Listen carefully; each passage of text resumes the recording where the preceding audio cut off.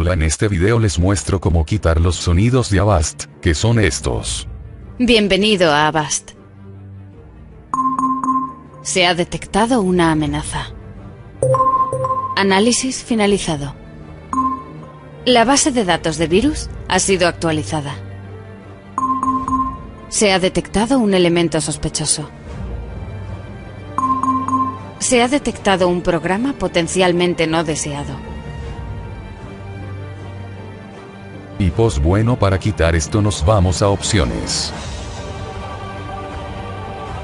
Aquí buscamos donde dice sonidos. Aquí nos aparecerán todos los sonidos. Aquí ustedes lo configuran a su modo, porque para mí esos sonidos son un poco enfadosos. Ya acabado, damos en aceptar. Y listo, ya no tendremos esos sonidos. Bueno, hasta la próxima.